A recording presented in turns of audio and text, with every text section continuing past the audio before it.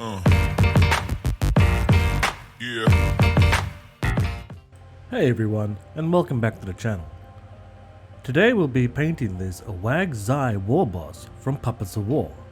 This awesome samurai orc has been a little bit of a challenge for me, as I wanted to try different ways of painting his yellow armor, as all my orcs have yellow armor. So let's get straight into it. As you can see from the video, I've primed the model all in black, and now I'm coming in with a dry brush of Nimbus Grey to start picking out all my highlight areas. I will also come back and continue this dry brush with white, just in the top areas.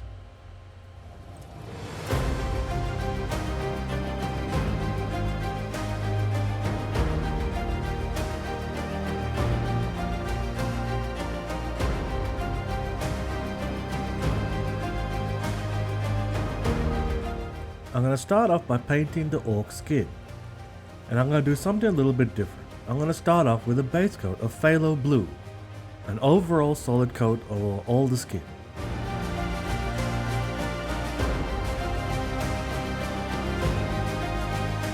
Now to start on the actual green part of the skin. I'm going to mix in 50-50 phthalo blue and phthalo green, mixed with a lot of water and medium. And I will be glazing this over all the raised areas of the skin, leaving the deepest recesses the phthalo blue. Unfortunately, this took about 8 to 9 coats before I got to a color I was happy with. So take your time and be patient. After you've got the solid coat with the blue-green mix, I'm going to come in with pure phthalo green and start layering out my mid highlights. This will also take about 4 to 5 coats to get a solid color. I want to try and cover about 50% of the surface area from my previous mix, leaving a transition from the phthalo blue to the 50-50 mix to the phthalo green.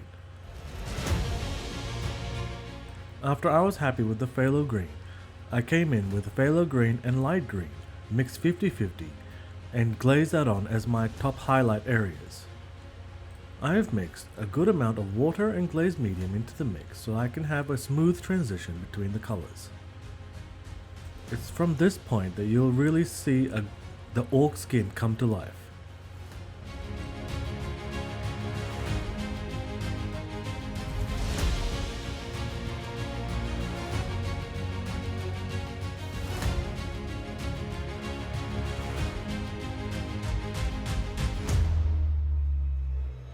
And for my final highlight, I'm going to be using just pure green light from Joe Sanchez just to glaze in on the tops of each of the muscles and areas I want some highlight to be.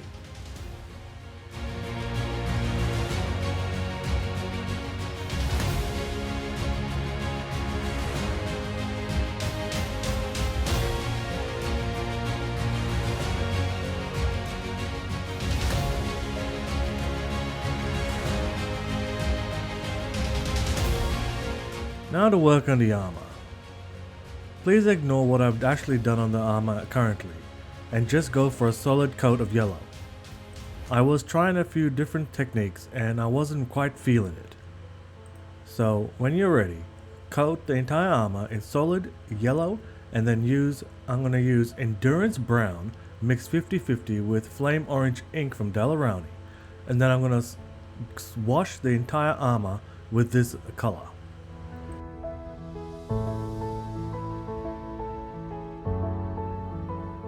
Once the wash is dried, I'm going to come back in with yellow orange from Joe Sanchez, and I'm going to do a stipple highlight on all the top armor panels, tops of all the armor panels, and I'm going to try and make sure my brush doesn't touch any of the recesses.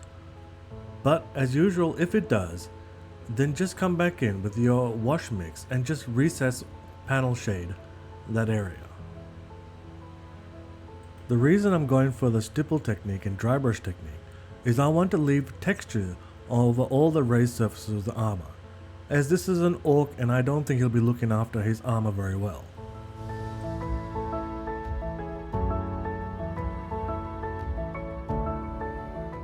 Here I'm just showing you I'm just coming back with my wash mix again just to tidy up the shadowed areas. and maybe reinforce some areas now that I've got some highlights and it's easier to see everything.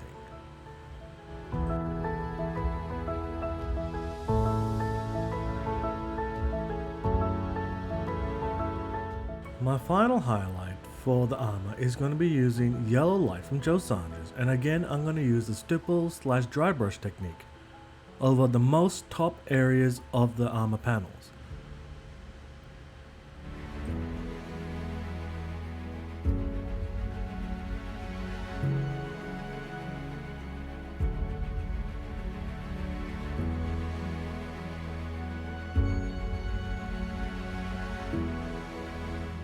After the stippling is done, I'm going to come back with the same yellow light from Joe Saunders and start edge highlighting all the armor panels. As you can see, they're quite prominent edges, so it's quite easy to get through all of them. And if you want to give your armor panel edges a bit more texture, instead of drawing a straight line, make it a jagged start-stop lines. This way it looks like it's been damaged.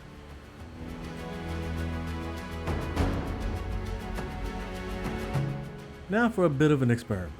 I want to try and get some nice worn leather look on the straps and pants. So on all the highlight areas, all the top raised areas of the leather areas, I'm going to be using Nimbus Grey and Titanium White in different amounts and just do a crisscross pattern on all the raised areas, overlapping both colors just so that I can have some depth of color as I put my leather color on top of that. I do hope that made sense. If not, please comment below and I will try and explain it better in the comments.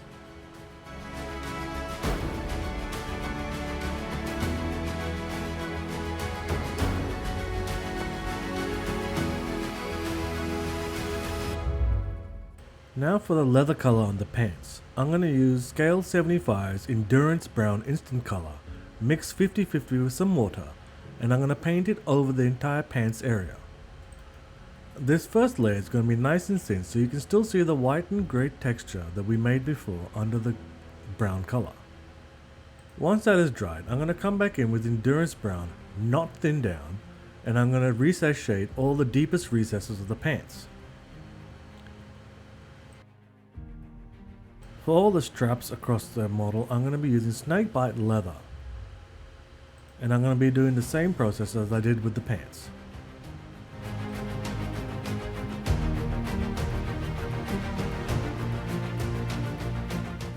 I wanted to add more highlight to the pants area, so I came back in with my Endurance Brown mixed 50-50 with some Iraqi sand.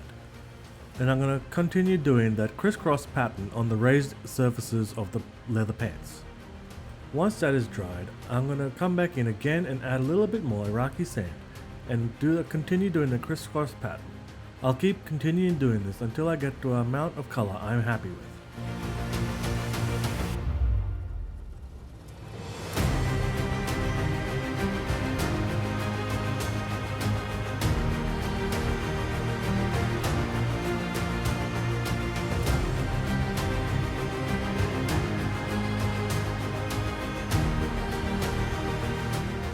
As for the straps, I'll be doing the same thing as I did with the pants, but only using Snakebite leather instead of Endurance Brown.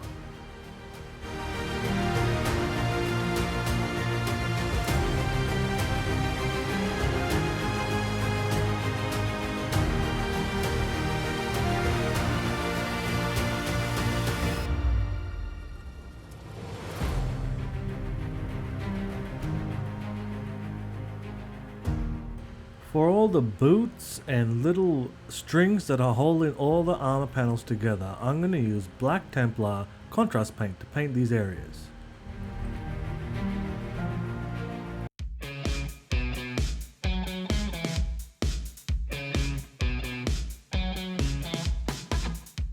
Then to highlight the black areas, I'm going to be using P3's Coal Black. This is my go-to highlight for black.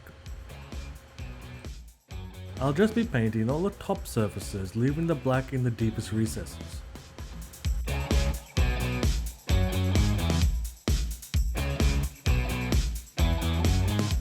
And for my final highlight for the black, I'm going to use P3's Gravedigger Denim and just do the uppermost surfaces of all the black areas.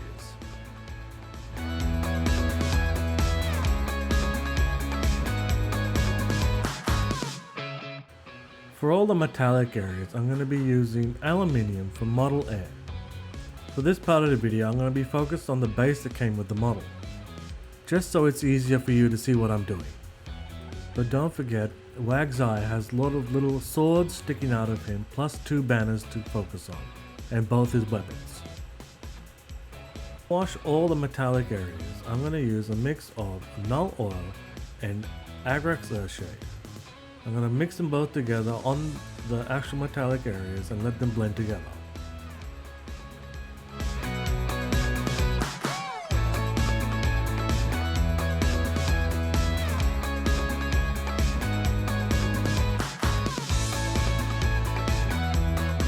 Now for the last few details.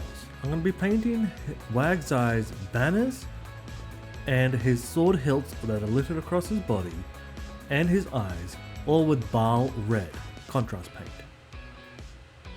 And after the Bile Red has dried, I'm going to use a wash of null oil and Agrax Earthshade to wash over all the red areas.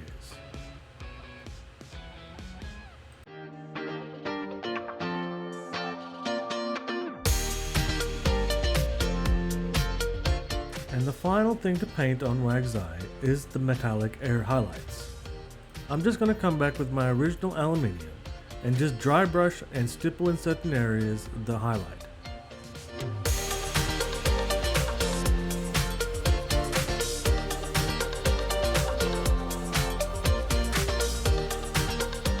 I hope you enjoyed this tutorial of Wagzai.